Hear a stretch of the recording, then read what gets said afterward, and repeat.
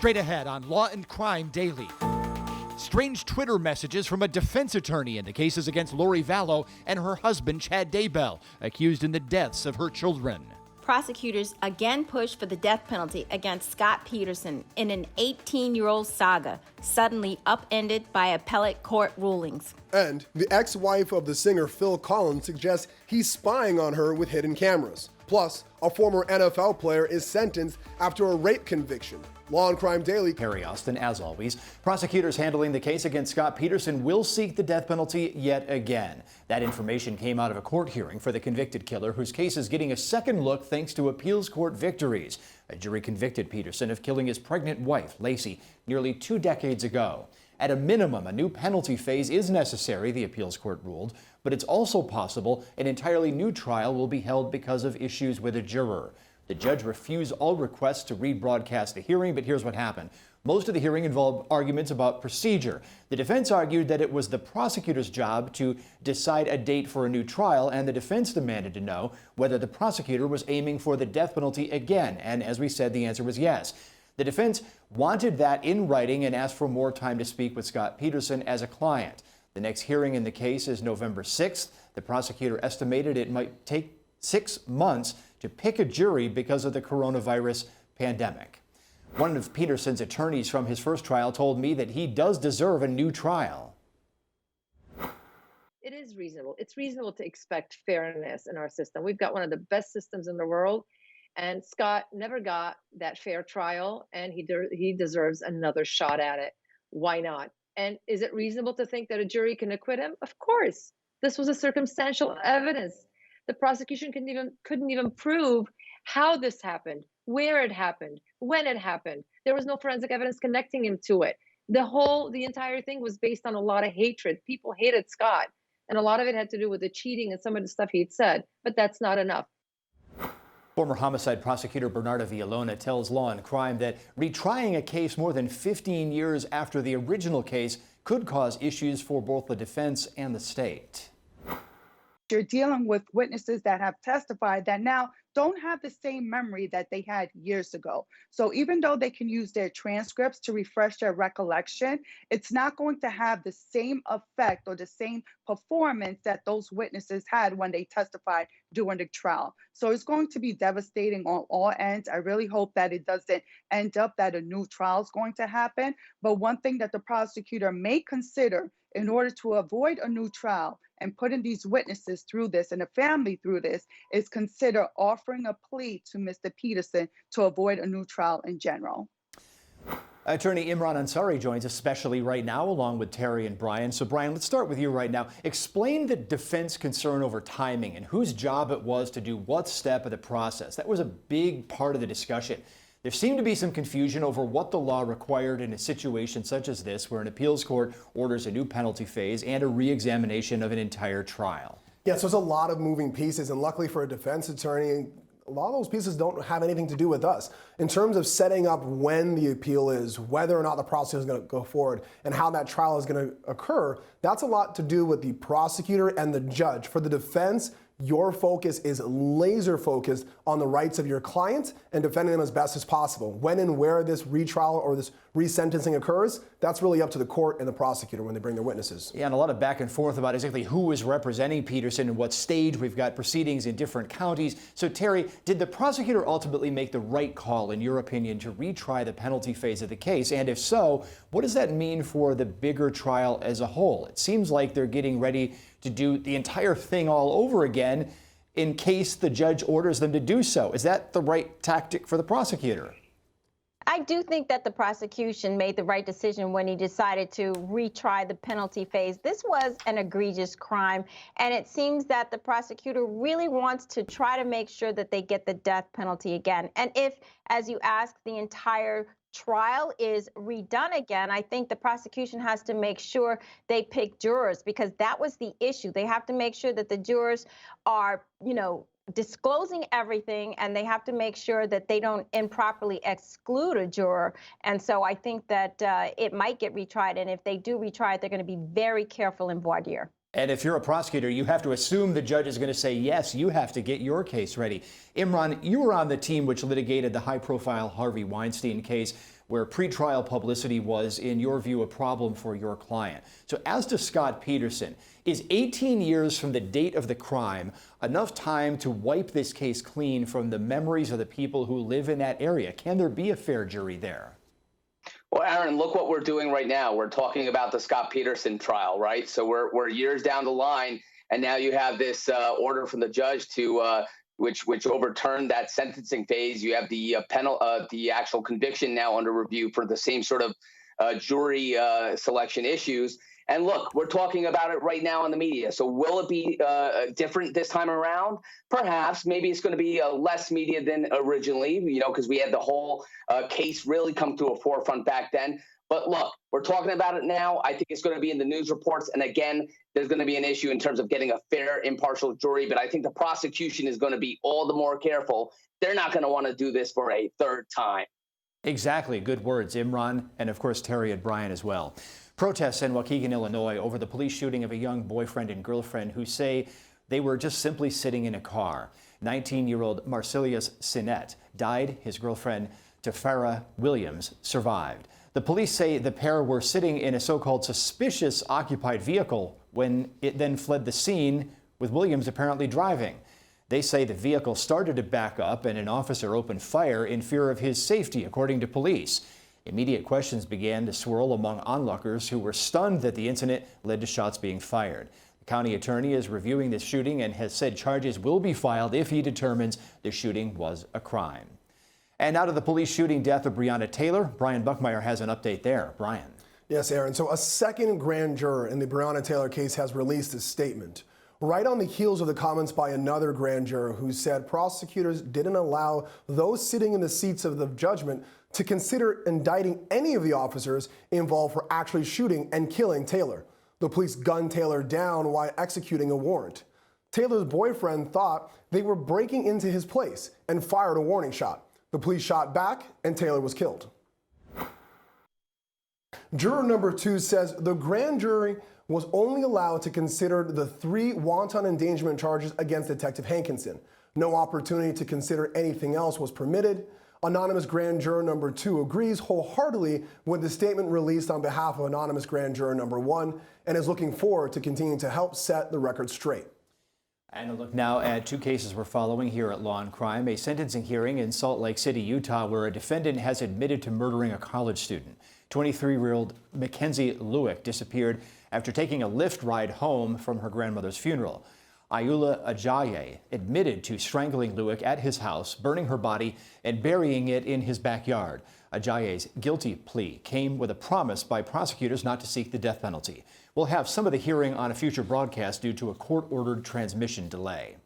Another case we're bringing you soon is that of former minor league ball player accused of using a baseball bat, of all things, to beat his father, his uncle, and a repairman to death inside a California home.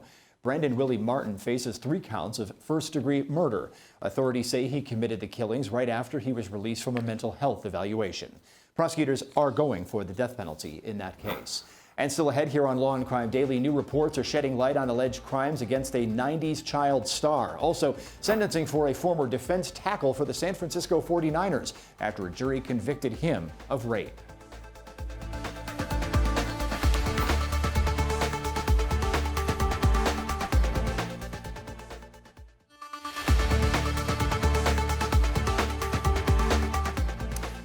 Welcome back, everybody. Former San Francisco 49er Dana Stubblefield is heading to prison for 15 years to life for rape. A jury in Santa Clara County, California, found Stubblefield guilty of rape and other charges last summer. Prosecutors said Stubblefield contacted the 31-year-old victim through a babysitting website in 2015. When she went to his home, he used a gun to assault her. Prosecutor Tim McInerney said this about the sentence: "No meant nothing to this defendant. Based on his status, I think he has never been held accountable for prior criminal behavior. Today, he was properly held accountable." McInerney also added that the accuser testified with bravery, poise, and grace and allowed the jury to get a true picture of the man. The judge in the case denied a defense motion for a new trial. Everybody's back now to discuss this case briefly here. So, Terri, that prosecutor's statement is quite powerful. It summarizes why the jury made the decision it did. Yeah, I agree. You know, when you have someone who is in a powerful position and they have control and influence over someone who is obviously less powerful, I think the jury is going to take that seriously. And we've seen these types of cases before where someone like this, an ex-football player, is really penalized because they are trying to control the individual. And, you know, she testified, she was on the stand for a long time, other witnesses testified. So I definitely think that the jury is thinking the right way here and penalizing him for taking advantage of his power. Imran, it's oftentimes very difficult for a defense attorney to try to raise reasonable doubt against the victim's testimony in a case like this. Can you take us through the struggle? Yeah, well, you're always going to have a problem when you have sort of salacious facts and egregious facts before the jury put on by the state, like this case. I mean, you have an NFL player who, you know, has this appearance of a hulking physical appearance, taking advantage of someone with disabilities. And it's really, how are you going to do that? Well, you're going to have to poke holes into the prosecution's case. You're going to have to point out all the areas of reasonable doubt in that case and hope that the jury, even though they're hearing all these salacious facts and all these really shocking facts from the prosecution, holds the prosecution to the burden of proving their case beyond a reasonable doubt, and you're going to have to do everything in your power as a defense attorney to poke holes in that case. So, Brian, is the sentence fair as a defense attorney? Is the sentence fair, or does the prosecutor's statement make you think that he's being singled out, the defendant's being singled out because of his status for a harsher punishment? I think they are being punished a little bit too hard, that being Dana Stubblefield. Take out the NFL aspect. Okay, did the fact that he can run a ball faster than most of us or push more weights than most of us had anything to do with this? No. Did he use his body or a weapon to perpetrate this crime? Yes. Is he an anchor at Law&Crime Daily? Is he a public defender? Is he Harvey Weinstein attorney? No, that fact doesn't mean anything, and that shouldn't be used when it comes to sentencing. So here you think the sentence was fair? I think the sentence could be fair, but if you're implementing the fact that he's an NFL player to up the ante on that sentencing, I think it has nothing to do with this crime and it's improperly used. All right, good opinions here from everybody. Terri, you've got a couple of updates in other celebrity legal matters for us. Right, Aaron. New possible details are coming out about the alleged assault of a home improvement star's girlfriend. TMZ reports that Zachary Ty Bryan pulled his girlfriend out of her bed by her hair and beat her while cursing about missing cell phone charges. Those reports cite police records, but the police refused to provide the information to Law&Crime. Bryan faces 2 felony charges of strangulation and coercion along with misdemeanor charges. He's out on bail and can't have any contact with the girlfriend. Phil Collins' ex-wife is firing back through court documents after the pop star asked a judge to remove her from his house in Miami. Collins claims Orion Collins Bates and her new husband won't leave the house and even hired armed guards to help them stay put.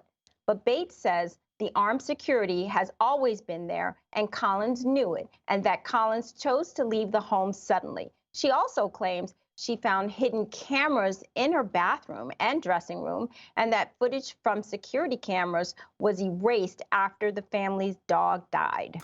Thanks a lot for the updates in those cases, Terri. And coming up here on Law&Crime Daily, at courthouse so dangerous a judge shuts down an entrance. And later on, defense attorneys in the cases involving Lori Vallow and her husband, Chad Daybell, are preparing a court fight over whether the couple should be tried together or separately.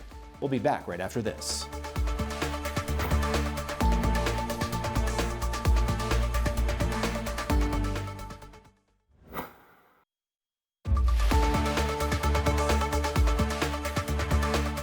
Okay, everybody, now to an incident involving a courthouse in the overnight hours involving a metal sign and pepper spray.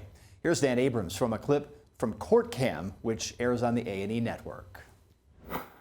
We kick things off at the King County Courthouse in Seattle, Washington, recently described by a local politician as the most dangerous place in Seattle. It's about 4 a.m., and things look quiet outside the courthouse. But then this man, Jacob Jackson, approaches a locked entrance.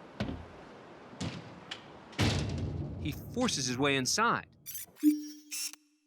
Right away, the trouble begins. Nearby, a guard hears the commotion. Things escalate quickly, as Jackson says, "Unless you kill me, I'll keep coming in."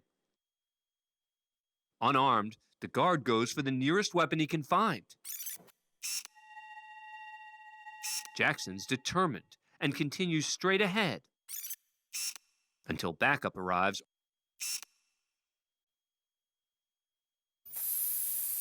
armed with pepper spray. That does it. Jackson retreats and heads for the exit. Cops catch up to him down the street, where he's arrested and charged with burglary. And just a month earlier, cameras caught a much more violent incident, this time just outside the King County Courthouse. That's Frank Hippolyte.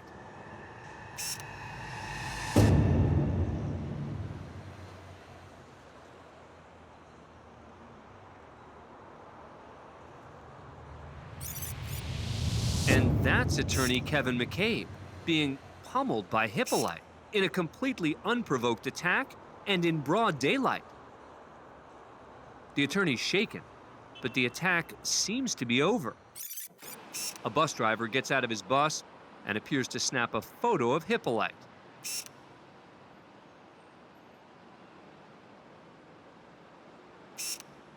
In a rage, Hippolyte sends both men to the ground before a court-martial arrives with a taser. The jolt of electricity drops Hippolyte to the pavement. He's then arrested and charged with assault. Since January 2019, police have responded to over 160 assaults outside this courthouse. Things are so bad, a judge ordered the 3rd Avenue entrance temporarily closed until things improve. And when we come back, tweets involving rats of all things in the cases against Lori Vallow and her husband Chad Daybell. The pair are accused of conspiring to hide her children's remains.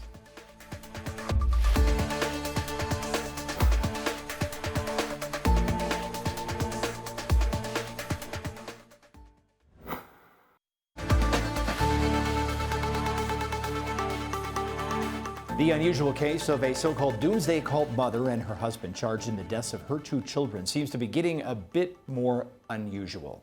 Lori Vallow and Chad Daybell are accused of conspiring to alter, conceal, or destroy evidence. The bodies of Vallow's 2 children, JJ and Tylee Ryan, were found buried in Daybell's backyard. Prosecutors want to try the 2 together, and a hearing to decide that request is scheduled for next week. Daybell's attorney is objecting. Vallow's attorney, Mark Mean, says he's not objecting. However, he took to Twitter to post his theory on the case.